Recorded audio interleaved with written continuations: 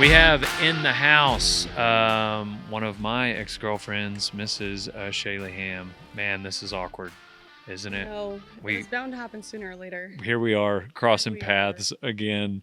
So, Western influencer, and you've been in the game of fashion for how long now? Since 2016. So what is that? Are we 8 years? 8 years, going on 9. Yeah, going on 9. It's been a wild ride, starting out that long ago. Content creation influencer, it wasn't really much of a thing. I just saw some girls kind of posting some of their outfits they were wearing to concerts and rodeos, and I was like, that's kind of cool. I want to do that. I just want to start sharing that, and just started on a whim, and now it's my full-fledged career. So I couldn't ask for much of a better little twist and turn in my life. You still have people in your family that don't understand it or still scratch their head? They're starting to come around. My grandpa will see me do some interviews or like be on TV during the NFR, and so now they're figuring it out. I had a few years my parents didn't quite understand, but then the checks were getting mailed to their house, and they're like, "Oh, this is legit."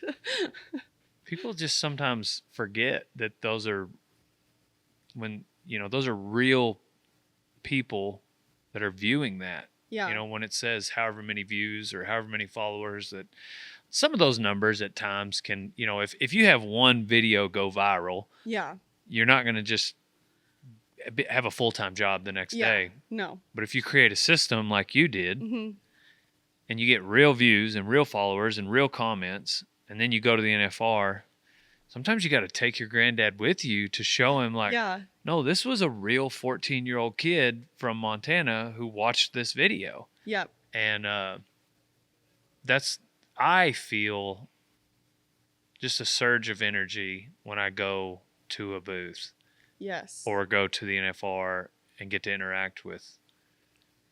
And it's crazy to see. I've had people from Australia all the way over to Europe. I've had people from age 3 to, people twice my age that will come up to me and just say they love my content or ways that I've helped them or inspire them. And that's when it sounds silly, but it feels real to me, because stuff like social media content creation, it can be kind of isolating, because I'm mostly doing stuff from my house, and I am lucky enough to be able to travel and actually get face to face with people I'm working with. But when you get to go to the NFR and meet these people that you're impacting, it really pulls on your heartstrings sometimes. I've cried with people, I've laughed with people. It's amazing.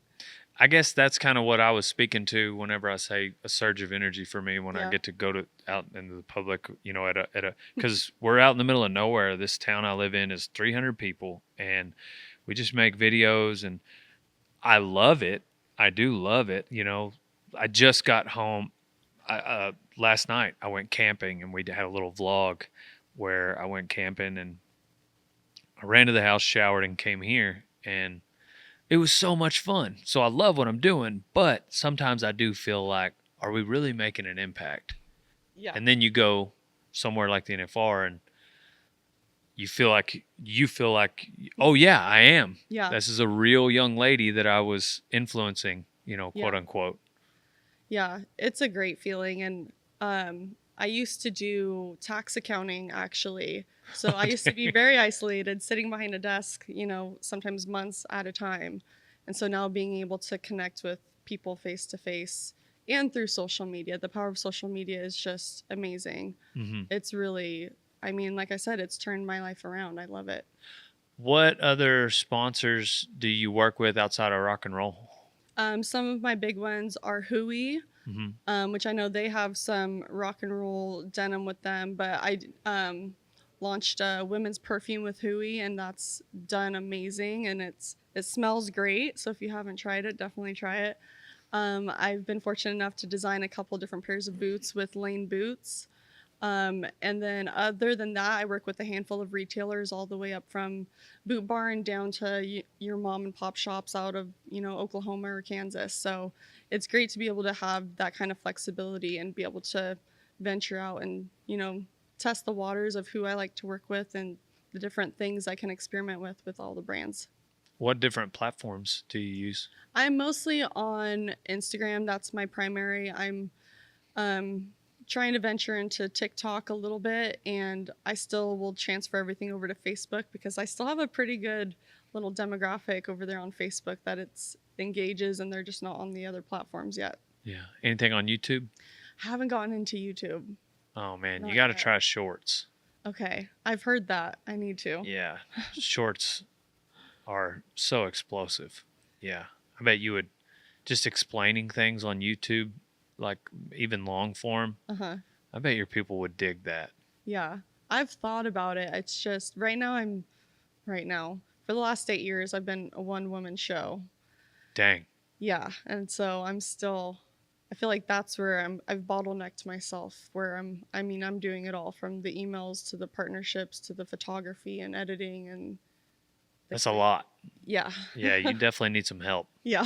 Yeah, you need some help. Well, what's next outside of the NFR? You got anything big coming in 2025? I have a few things in the works. They're not 100% locked in, but hopefully traveling internationally. Oh, fun. Might be able to find out hopefully this week or next week whether that's a go.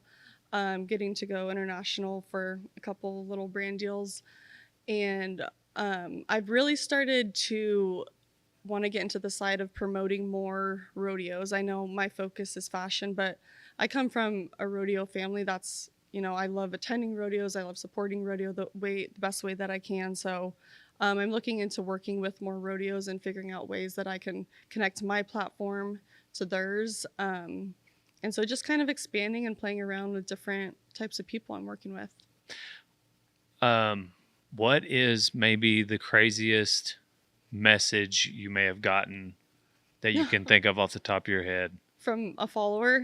Yeah, just anybody online. Okay. Like, what's something since that's your job? Sometimes I find that like influencers have. There is one person, and I think they've changed their handle a few times, but always, I think they have a foot fetish, and they're always complimenting the cowboy boots, asking if I can squish spiders with my cowboy boots. That's weird. It's kind of stuff that kind of makes you nervous, huh? Yeah, it's a little different. You just kind of like, at first you're not sure if they're serious, so you're like, ha, ha, and then it keeps happening, and you're like, oh, I think Yeah. person, Yeah, is a weirdo. Yeah. Right. What's your favorite style of rock and roll denims?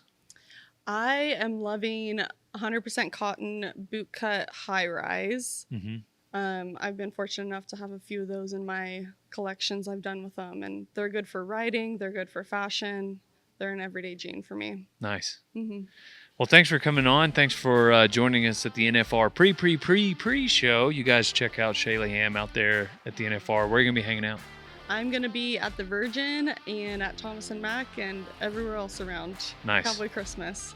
Well, it'll be good to see you out there as well. So you guys have a great day, and check out rockandrolldenim.com. Pow, pow. Sweet. Thank you. Thank you.